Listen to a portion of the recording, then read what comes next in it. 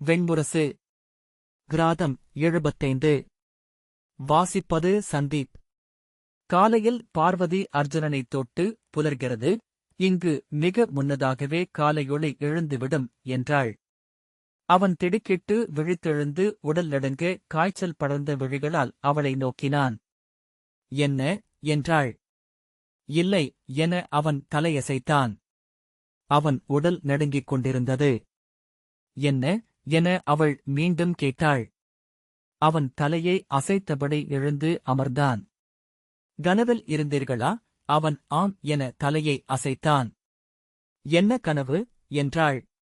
அவன் தலையை அசைத்தபடி புரண்டு அமர்ந்து அவள் திறந்து வைத்திருந்த சாளரத்தினூடாக வெளியே வெண்ணிற வானம் தெரிவதை நோக்கினான். அவள், நீங்கள் கிளம்பலாம். இன்னும் சற்று நேரத்தில் எங்கள் ஊர் துயிலெழுந்துவிடும் என்றாள். ஆடையணிந்து மென்மயிர் மேலுடையின் தோல் நாடாவை கட்டாமல் விட்டிருந்தாள். இருகைகளையும் தூக்கி கூந்தலை அள்ளிச் சுழற்றி முடிந்தபடி இப்போது பனிமேல் ஒளி படர்ந்திருக்கிறது. வெண்திரை. எவரும் பாராமல் கிளம்பிச் சென்றுவிட முடியும் என்றாள். அவள் விழிகளை நோக்காமல் அவன் அந்தச் சாளரத்தையே நோக்கிக் கொண்டிருந்தான்.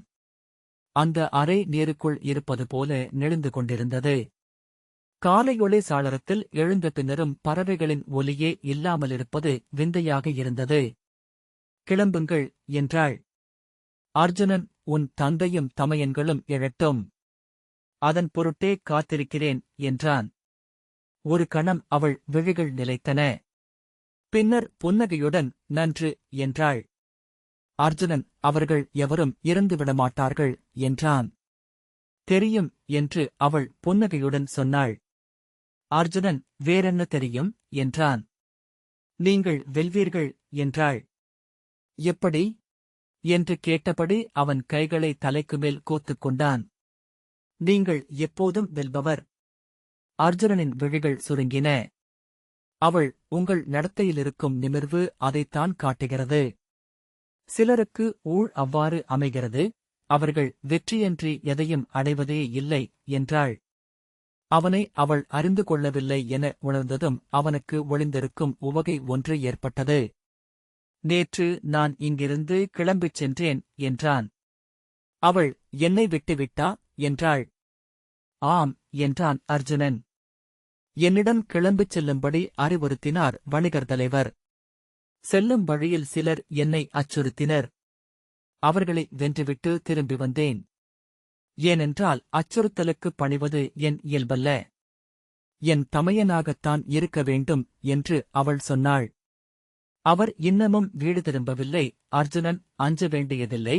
அப்பாதையில் முதல் நடமாட்டம் தொடங்கும்போது விடுவிக்கப்படுவார். குளிருக்கான ஆடைகளும் அவர்கள் உடலில் இருந்தன என்றான். அவள் கண்களின் முனையிலிருந்து மெல்லிய நகைப்பு அவனை புன்னகைக்க வைத்தது. உனக்கு அவரை நான் வென்றது உவகையூட்டுகிறது போலும் என்றான். இல்லை என்று சொல்வேன் என நினைக்கிறீர்களா என்றாள். அவன் நகைத்தான். உண்மையிலேயே பிடித்திருக்கிறது. ஆண்மான்கள் கொம்பு கொப்பதை பெண்மான்கள் நின்று விரும்பி நோக்குவதைக் கண்டிருக்கிறேன் என்றாள் அவள். வெளியே குரல்கள் கேட்கத் தொடங்கின. நன்று, முதற் புலரியிலேயே வணிகர்கள் அவ்வழி சென்று விட்டார்கள் என்றபடி அர்ஜுனன் எழுந்தான். தன் ஆடையை அணிந்து கொண்டு வில்லை வலத்தோளிலிட்டு அம்புத்தூளியை இடத்தோளிலிட்டபடி கதவைத் திறந்து வெளியே சென்றான். அங்கிருந்த 2 முதிய பெண்கள் அலறியபடி எழுந்து கொண்டனர். அறைகள் தோலுறையிடப்பட்டவை என்பதனால் ஒலி வெளியே வருவதில்லை என எண்ணிக்கொண்டான். முகப்புக் கதவைத் திறந்து திண்ணையில் இறங்கினான். பெண்களின் அலறலோசை கேட்டு எழுந்து திரும்பியவர்கள் உள்ளிருந்து அவன் வருவதைக் கண்டார்கள். கூச்சல்களுடன் பலர் வேல்களைத் தூக்க அர்ஜுனன் அவர்களை நோக்கி விழிகளை திருப்பவில்லை. ஆனால் அவன் உடல் விழிகள் அவர்களை நோக்கிவிட்டன. முந்தைய நாள் அவனிடம் தோல்வியடைந்து முதன்மை வீரன் கையசைத்து அவர்களைத் தடுத்தான்.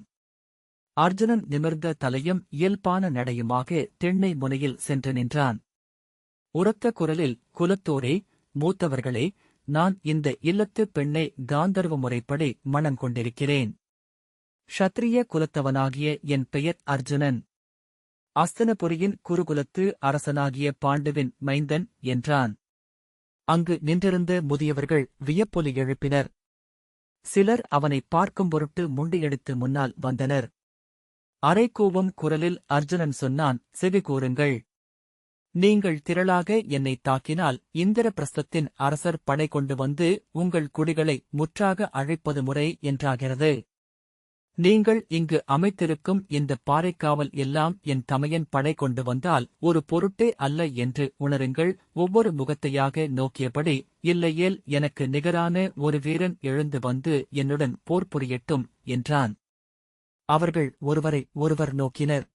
இல்லை, உங்களில் இருவர் என்னிடம் போரிடட்டும். அவர்களை நோக்கியபடி அவன் மீண்டும் சொன்னான், அன்றி ஐவர் போரிடட்டும். மெல்லிய நகையமைந்த இதழ்களுடன் மீண்டும் நோக்கிய பின், உங்கள் வீரர் 10 ஒரே காலத்தில் என்னிடம் போரிடலாம். என் அரைக்கூவல் இது என்றான். இளைஞன் ஒருவன் கைகளை தூக்கியபடி ஏதோ சொல்ல முன்னால் வந்தான். முதியவர் ஒருவர் அவனைத் தடுத்து, நீர் மாவில்லவராகிய பார்த்தன் என்றால் இங்குள்ள 100 பேர் கூட உம்முடன் நிகர் நின்று போரிட இயலாது. எங்கள் இளையோரை நீர் கொல்லாமல் விட்டமைக்காக நன்றி சொல்கிறோம் என்றார். கைகளைக் கூப்பியபடி அவர் அவனருகே வந்தார். உங்கள் மூத்தவரைப் பற்றி கேள்விப்பட்டிருக்கிறோம். எங்கள் அரண்களெல்லாம் மானுடர்களுக்கு, காற்றின் மைந்தனுக்கல்ல. நாங்கள் எளியவர்கள், எங்கள் தனிநெறிகளுடன் இங்கு வாழ்கிறோம். அந்நெறிகளைப் பேணும் பொருட்டே மண்ணில் வாழும் மானுடர்களிடமிருந்து எங்களை முற்றிலும் அகற்றிக் கொண்டிருக்கிறோம். ஏனென்றால் முன்பு அம்மானுடரால் அகற்றப்பட்டவர்கள் நாங்கள். சிப்பியில் பிறந்தவர்கள் சிறகு பெற்றது இங்குதான். எங்கள் வாழ்க்கை இங்கு சிறுகச் சிறுக தழைத்துச் செறிந்துள்ளது. சிலந்தி வலையை அறுத்துச் செல்லும் கருவண்டு போல நீங்கள் உட்புகுந்திருக்கிறீர்கள். இது முறையா என்பதை நீங்களே முடிவு செய்து கொள்க என்றார். மூத்தவரே, உங்கள் குலமுறைமைகளையும் அறநெறிகளையும் இறையாணைகளையும் நான் போற்றுவேன். ஆனால் பெண்ணின் கருப்பைக்கு மேல் எந்த நெறியும் முற்றாணை கொண்டதல்ல என்று அர்ஜுனன் சொன்னான். பெண்ணின் விழைவு என்பது நீர் தேடி மண்ணுக்குள் செல்லும் வேர் போன்றது. அறிய ஒண்ணாதது. தன் வேட்கையையே விசை எனக் கொண்டு புதுவழி தேர்வது. கிளைகளை வெட்டலாம், அடிமரத்துக்கு கச்சுற்றமைக்கலாம். வேர்களை எவரும் மட்டுப்படுத்துவதில்லை. கட்டற்ற வேர்களே செழித்த மரத்தின் வல்லமை என்பதை உணருங்கள். உங்கள் பெண்ணைக் கவர நான் இங்கு வரவில்லை. ஆனால் என்னை தடுக்கும் பொருட்டு உங்கள் இளையோர் வந்து சூழ்ந்தபோது அவர்களின் அச்சத்தைக் கண்டேன். அவர்களை எளிதில் வெல்ல முடிந்தபோது அவர்களின் ஆற்றலின்மையைக் கண்டேன். உங்கள் மகளிர் இன்னமும் சிறைப்பட்டிருப்பார்களென்றால் உங்கள் குலம் பாறை மேல் மரமென வேரொடுங்கி தேம்பி அழியும் என்று எண்ணினேன். ஆகவேதான் இங்கே வந்தேன் என்றான் அர்ஜுனன். இவள் உங்கள் குலத்தின் அரசி. இவள் கருவில் உங்கள் குடிவழிகள் பாடிப் பரவும் மாவீரர்கள் எழுவார்கள் என உள்ளே சுட்டிக்காட்டி சொன்னான். அங்கே நிகழ்வதை நோக்கி ஊரிலிருந்து ஒவ்வொருவராக வந்து கூடத் தொடங்கினர். குலத்தலைவரை அழைத்து வர சிலர் ஓடினர். என்ன என்ன நிகழ்கிறது என்றார்கள் சிலர். முதியவர் ஒருவர் அவர்களை கைதூக்கி அமைதிப்படுத்திவிட்டு அர்ஜுனனிடம், நாங்கள் எங்களை கிண்ணர்களுக்கு ஒப்புக் கொடுத்தவர்கள் க்ஷத்திரியரே என்று உரைத்தார். எங்களை இங்கு வாழச் செய்தவர்கள் அவர்கள். நீங்கள் மீறியது எங்கள் நெறிகளை அல்ல, அவர்களின் ஆணைகளை. உங்களை தண்டிக்க வேண்டியவர்கள் அவர்கள். நீங்கள் போரிட வேண்டியதும் அவர்களுடன்தான். உடனே ஆம் ஆம் என்று குரல்கள் எழுந்தன. கிண்ணறர்கள் வரட்டும், அவர்கள் முடிவு சொல்லட்டும் என்றனர் சிலர். குலத்தலைவர் அவர்கள் இனிமேல் வரப்போவதில்லை என நாம் அறிவோம் என்று கைகாட்டி அவர்களை அடக்கினார். நாம் இவர்களை நம் பூசகமன்றுக்குக் கொண்டு செல்வோம். நம் தெய்வங்களுடன் உரையாடுபவர் நமது முதுபூசகர் மட்டுமே. அவர் சொல்லட்டும், ஆம் அதுவே முறை என்று குரல்கள் எழுந்தன. அவர் அனைத்தும் அறிவார். அவர்மேல் எழும் தெய்வங்களின் ஆணை வரட்டும். 4 வேல் வீரர்களுடன் குலத்தலைவர் விரைந்து வந்தார். இருவர் ஓடிச் சென்று அவரிடம் நடந்தவற்றைச் சொன்னபடி உடன் வந்தனர். வந்ததுமே கைதூக்கி உரத்த குரலில், வீரரே, எங்களுடன் பூசகமன்றுக்கு வருக என்றார் குலத்தலைவர். அவளும் வரட்டும். அவள் ஊழையும் கிண்ணரே முடிவு செய்யட்டும் என்றாள் ஒரு முதுமகள். குலத்தலைவர் மற்ற வணிகர்கள் அனைவரும் உடனே கூடாரங்களைக் கலைத்து மலையிறங்கட்டும். நான் ஆணையிட்டேன் என உரை. நம் அரண்கள் பூசணையிட்டு மூடப்படட்டும். கிண்ணறர் நமக்கிடும் ஆணையை தலை சூடுவோம் என்றார். 4 வீரர்கள் அவருக்கு தலைவணங்கி ஈட்டிகளுடன் கிளம்பிச் சென்றார்கள். அர்ஜுனன் திரும்பி இல்லவாயிலை நோக்க அங்கே பார்வதி கவரிமானின் மென்மயிர்பீலியை தலையணியாக சூடி வந்து நின்றிருப்பதைக் கண்டான். அவள் அவன் விழிகளை சந்தித்ததும் புன்னகை செய்தான். அத்தகைய தருணங்களில் பெண்களில் எழும் உறுதியை அவன் பலமுறை அறிந்திருந்தாலும் எப்போதும் எழும் அவ்வியப்பையும் அடைந்தான். அவர்கள் ஆண்களே நம்பியிருப்பதாக தோற்றமளிக்கிறார்கள். ஆனால் அந்த துணிவு ஆண்களைச் சார்ந்து உருவாவது அல்ல, எங்கிருந்து அது எழுகிறது என அவன் மீண்டும் தன்னிடமே கேட்டுக்கொண்டான். அத்தனை தோற்ற நிமிர்வுக்கும் அடியில் அவன் சற்று அஞ்சிக் கொண்டிருந்தான். எதை அஞ்சுகிறோம் என்றே அறியாமலுமிருந்தான். அக்கணம் அவளுடைய அப்புன்னகையைத்தான் பற்றுறுதியாகக் கொண்டிருந்தான். எல்லா தருணங்களிலும் பெண்களின் துணிவைப் பற்றிக் கொண்டே என் எல்லைகளை கடந்திருக்கிறேன். எல்லைகளைக் கடக்கும் பொருட்டே அவர்களிடம் செல்கிறேன். முதுபாணன் ஒருவன் கைமுழவை முழக்கி அவர்களை பூசனை மன்றுக்கு இட்டுச் செல்லவிருப்பதை ஊருக்கு அறிவித்தான். அவர்கள் கைகளைத் தூக்கி குரலெழுப்பி அதை ஆதரித்தனர். செல்க என்றார் குலத்தலைவர். அவர்கள் இருவரையும் நடுவே செல்லவிட்டு கிண்ணரஜன்யர் முன்னும் பின்னும் நிறைவகுத்தனர். முதலில் பாணன் சிறுமுழவை மீட்டியபடி சென்றான். அந்த மலைச்சரிவில் அத்தனை இல்லங்கள் இருப்பதை அர்ஜுனன் அப்போதுதான் உணர்ந்தான். தேனடை போல பாறைகளைக் குடைந்து ஒன்றுக்குமேல் ஒன்றென குகை-இல்லங்களை அமைத்திருந்தனர்.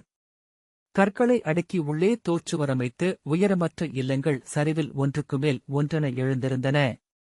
தேனீக்கள் போல அவற்றிலிருந்து மக்கள் இறங்கி வந்து ரீங்கரித்தபடி அவர்களை சூழ்ந்தனர். அர்ஜுனன் அப்பெண்களின் விழிகளை நோக்கினான். அவை அவனை நோக்கிய பின் அவளைச் சென்று சந்தித்து மீண்டன. கிளர்ச்சியும் ஆவலும் பதற்றமும் கொண்ட விழிகள். ஆனால் அவை அனைத்திலுமே ஒரு களிப்பும் இருப்பதை சற்று கழித்தே அவன் உணர்ந்தான். அவளை திரும்பிப் பார்க்க வேண்டுமென விழைந்து அதை கட்டுப்படுத்திக் கொண்டான். அவள் விழிகளின் களிப்பைத்தான் அவர்கள் பகிர்ந்து கொள்கிறார்கள். அவளுடன் தங்களை இணைத்துக் கொள்கிறார்கள். கண்முன் எழுந்த பல நூறு ஆடிகளில் அவள்தான் பெருகிச் சூழ்ந்திருக்கிறாள். அவள் முகம் அப்போது மலர்ந்திருக்கும் என அவன் உய்த்து அறிந்தான். அவள் உடலெங்கும் நடனமென ஒரு துள்ளல் இருப்பதை அணிகளின் ஓசையே காட்டியது. வென்றவளின் ஊரணிக் கோலம் என நடந்து கொண்டிருப்பாள். அவள் கால்கள் நிலம்படுகின்றனவா? அவள் விழிகளுக்கு முன் மானுடர் எப்படி தெரிகிறார்கள்? அப்போது தோன்றியது அந்த துணிவு எங்கிருந்து வருகிறதென்று. ஆண்கள் இழப்பதற்கே அஞ்சுகிறார்கள். நிலத்தை, மரபை, குலத்தை, குடியை, பெயரை, இல்லத்தை. திரும்பி வரும் வழியை உறுதி செய்து கொள்ளாமல் செல்வது எப்போதுமே அவர்களுக்கு இயல்வதல்ல. பெண்கள் கூட்டுப்புழு சிறகு பெற்றது போல பெற்றவையும் கொண்டவையும் பூண்டவையுமான அனைத்திலிருந்தும் பறந்தெழுபவர்கள். திரும்பி நோக்காமல் சென்றுவிடும் வல்லமை கொண்டவர்கள். மலையிறங்கும் ஆறுகள். அவர்கள் சென்றடையும் இடம் மட்டுமே சித்தமென எஞ்சுகையில் இழப்பென ஏதுமில்லை. அந்த எண்ணம் எழுந்ததுமே அவன் இயல்பு நிலையை அடைந்தான். அதுவரை இருந்த சிறிய பதற்றம் முழுமையாக விலகியது. ஒரு புதிய எண்ணம் எழுவதைப் போல இன்பமளிப்பது வேறெதுமில்லை. அது தன் கணு ஒன்று முளைப்பதைக் காணும் மரக்கிளையின் இன்பம் போலும். அவனுடைய நடை எளிதாகியது. விழிகளை ஒட்டி அச்சூழலை நோக்கியபடி நடந்தான். அவன் இயல்படைந்ததை அவளும் உணர்ந்ததை அவள் அணியோசை சற்று நிலைத்ததிலிருந்து அவன் உணர்ந்தான். விழிப்படும் உணர்வை தோல் எப்படி அடைகிறது என்பது தீராவிந்தை என்று தோன்றியது. எண்ணியிராத கணத்தில் அவனை ஓர் உணர்வு ஆட்கொண்டது. அப்பெண்ணுடன் அவன் அப்படி முன்னரும் நடந்திருப்பதாக. எங்கே எங்கே என தவித்தலைந்த உள்ளம் பின்பு உணர்ந்தது அவளை அவன் நன்கறிந்திருந்தான் என. ஒரே பெண். திருப்பதி, உலூபி, சித்ராங்கதை, சுபத்திரை, சுபகை. வெவ்வேறு உருவம் கொண்டெழுந்து ஆட்கொள்கிறார்கள். அவர்கள் என்றுமிருப்பவர்கள். எங்கோ சென்றலைந்த சித்தம் இயல்பாக நீண்டு தொட்ட ஓர் முனை அவனை சிலிர்க்கச் செய்தது. அவள் பெயர் பார்வதி என அவன் நினைத்துக் கொண்டான். மலைமகள், நிலமகளும் அலைமகளும் என்றானவள். திருமகளும் சொல்மகளும் அனல்மகளுமென ஒரு நிறைந்தவள். அவளை திரும்பி நோக்கினான். அவள் நிமிர்ந்த தலையுடன் புன்னகை நிலைத்து முகத்துடன் நடந்து கொண்டிருந்தாள். ஏதோ களிமயக்கிலென கண்கள் சிவந்திருந்தன.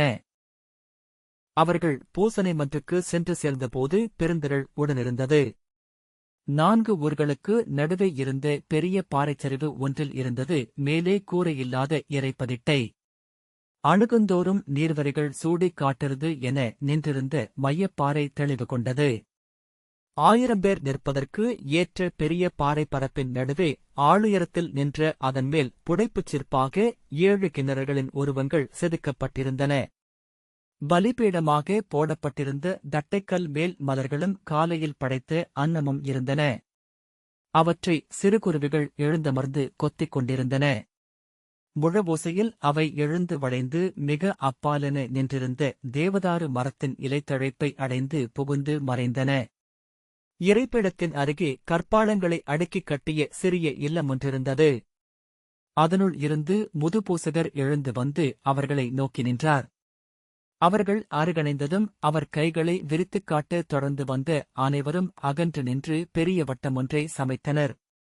குலத்தலைவரும் குடிமூத்தார் 7 மட்டும் அவர்கள் இருவரையும் அழைத்துக் கொண்டு அருகே சென்றனர். முழவோசை நின்றது. அதுவரை இருந்த ஒழுங்கை அவ்வமைதி சிதறடிக்க மரம் முறிந்து விழுந்ததும் வானில் தவிக்கும் பறவைகளென நிலையெழுந்தன எண்ணங்கள். பூசகர் வெண்ணிற மென்மயிர் ஆடை அணிந்து தலையில் வெண்கவரிமானின் பனிக்குச் வாலை இறகு போல் அணிந்திருந்தார். கந்தக மஞ்சளோடைய சுண்ணத்தாலானது போன்ற முகம். உலர்ந்த சேற்றுக்குழி போல் விரிசல்கள் சூழ்ந்த விழிப்பள்ளத்திற்குள் கண்மணிகள் மங்கிய சிப்பி போலிருந்தன. ஒன்றன்மேல் ஒன்றென அணிந்த மயில்தோலாடைக்குள் அவர் உடல் வெறும் எலும்பாலானது போல் தோன்றியது. மெல்லிய நடுக்கம் ஒன்று அவர் உடலில் ஓடிக்கொண்டிருந்தது. சிவந்த கீரல் போன்ற உதடுகள் உள்ளடங்கியிருந்தன. வருக என அவர் சொன்னபோது பற்கள் கூழாங்கற்கள் போல் தெரிந்தன. அவர் கை காட்டி அவர்கள் இருவரையும் பலிபீடத்தருகே போடப்பட்டிருந்த கல்மனைகளில் அமரும்படி சொன்னார். அர்ஜுனன் அமர்ந்த பின்னர்தான் 7 கிண்ணறுகளின் காலடியில் மல்லாந்து கிடந்த ஊர்ணநாபனை கண்டான். அது அவன் சிலைதானா என மீண்டும் கூர்ந்து நோக்கினான். 8 கைகளும் பெருவயிற்றின் மேல் புடைத்த விழிகளும் பற்கள் செறிந்த வாயுமாக கிடந்த ஊர்ணநாபனின் அனைத்து விரல்களிலிருந்தும் எழுந்த சரடுகளை கிண்ணறர் பற்றிக் கொண்டிருப்பதை மெல்லிய கோடுகளாக செதுக்கியிருந்தனர். அவன் ஆணுறுப்பு வேர்போல மண்ணில் ஆழ்ந்திறங்கியிருந்தது. பூசகர் அவனை நடுங்கும் தலையுடன் நோக்கிக் கொண்டிருந்தார். பின்னர் திரும்பி குலத்தலைவரையும் பிறரையும் விலகிச் செல்லும்படி கை காட்டினார். அவர்கள் குழப்பத்துடன் ஒருவரை ஒருவர் நோக்கியபின் விலகிச் சென்றனர். அவனை சற்று நேரம் நோக்கியபின் பூசகர் மெல்ல முனகினார். பின்னர், நீர் இந்திரபிரஸ்தத்தின் இளவரசரான அர்ஜுனன் என அறிந்தேன் என்றார். ஆம் என்று அவன் சொன்னான். நீர் என் குடிப்பெண்ணை மணந்ததை முதுதந்தையாக நான் ஏற்கிறேன் என்று அவர் சொன்னார். இக்குடி பெருக வேண்டுமென்றால் இது மண்ணுக்கு இறங்கியாக வேண்டும். வேலிகளை உடைத்து இதன் வேர்கள் செல்ல வேண்டும். அவர் குரல் முனகல் போல ஒலித்தது. ஏனென்றால் மேலே செல்ல இடமில்லை. மேலே அவர்கள் இருக்கிறார்கள். கிண்ணறர்கள். அவர்களின் வாழ்க்கை வேறு. அவர்கள் விழைவதை எல்லாம் வானமே அளிக்கும். அவர்களுக்கு மண்ணே தேவையில்லை. அர்ஜுனன் அவர் உதடுகளையே நோக்கிக் கொண்டிருந்தான். அவர் உடலின் அனைத்து நரம்புகளும் விசையெழுந்து தளர்ந்திருப்பதை உணர முடிந்தது. ஆனால் நாங்கள் இங்கு எங்கள் வாழ்க்கையை வாழவில்லை. கட்டுண்டிருக்கிறோம். நாங்கள் அடிமைகள். அவர்களால் வளர்க்கப்படும் விலங்குகள். எங்கள் உடல்களை அவர்கள் ஆளவில்லை. எண்ணங்களில் நிறைந்திருக்கிறார்கள். அவருடைய விழிகள் ஒளிகொண்டபடியே வருவதே தன் உளமயக்கா என அவன் ஐயத்துடன் நோக்கினான். அவர்கள் முடிவெடுக்க வேண்டும். அவர்கள் ஒப்பாமல் இங்கு எதுவும் நிகழ முடியாது. அவர்தான் பேசுகிறாரா என அர்ஜுனன் ஐயுற்றான். அவருடைய விழிகள் நிலைகுத்தி நின்றன. இமைகள் அசையவில்லை. அவர்களை வென்று வருக. அவர்களை வென்று வருக. இளவரசே, இக்குலத்தை விடுதலை செய்க என்று அவர் சொன்னார். அவர் குரல் அவ்வுடலில் இருந்து எழவில்லை. சொற்களை அறியாமல் சிறிய இதழ்கள் நடுங்கிக் கொண்டிருந்தன. காற்றில் ஏதோ பசையை அளாவுவது போல அவர் விரல்கள் அசைந்தன. அர்ஜுனன், அவர்களின் படைகளேதும் இங்கில்லையே. ஆண்டுக்கு ஒருமுறை கூட அவர்கள் இங்கு வருவதுமில்லை என்றான். ஆம், அவர்கள் எவ்வகையிலும் இங்கில்லை. இளையவரே, இங்கு ஆண்டுதோறும் பொருட்களுடன் இறங்கி வருபவர்களும் அவர்களல்ல என்றார் பூசகர். அவர்கள் மேலே இருக்கிறார்கள். நாம் அவர்களை நோக்கவும் முடியாது. அவர் இல்லை இல்லை என்பது போல தலையை அசைத்தார். அவர்களின் படைக்கலங்களை நாங்கள் அறிந்ததில்லை. அவர்களின் ஒரு சொல்லையேனும் நாங்கள் கேட்டதில்லை. ஆனால் இங்குள்ள ஒவ்வொரு உள்ளத்தையும் அவர்கள் ஆள்கிறார்கள். இங்குள்ள மரங்களையும் பாறைகளையும் கூட கையாள்வது அவர்களே. அர்ஜுனன் அவ்விரல்களையே நோக்கிக் கொண்டிருந்தான். அவை எதையோ நெய்கின்றன. ஏனென்றால் அவர்கள் எங்கள் கனவுகளுக்குள் புகுந்திருக்கிறார்கள். இவை அனைத்தையும் சமைக்கும் கனவை எங்களுக்குள் அவர்களே அமைக்கிறார்கள். கனவு வழியாக எதையும் மீறிச் செல்லலாம். இளையவரே, கனவை மீறிச் செல்வது எளிதல்ல மானுடனுக்கு. கனவுகளை அடிபணியச் செய்தவன் கருவுக்குள் நோய் கொண்ட குழவி. கனவுகளே மீறல். கனவுகளே கடத்தல். கனவுகளே ஆக்கல். இளையவரே, கனவுகளும் பிறருடையதென்றானவன் அடிமை என்றறியாமல் அடிமை என்றிருக்கும் இழிசினன். அவர் விரல்களை விட்டு அவன் விழிகள் முகத்துக்குச் சென்று இயல்பாக மீண்டபோது அவை மெல்லிய சிலந்திவலை சரளை பின்னிக் கொண்டிருப்பதைக் கண்டான். விழிகளை பலமுறை இமைத்து அதை நோக்குமயல் என தள்ள முயன்றான்.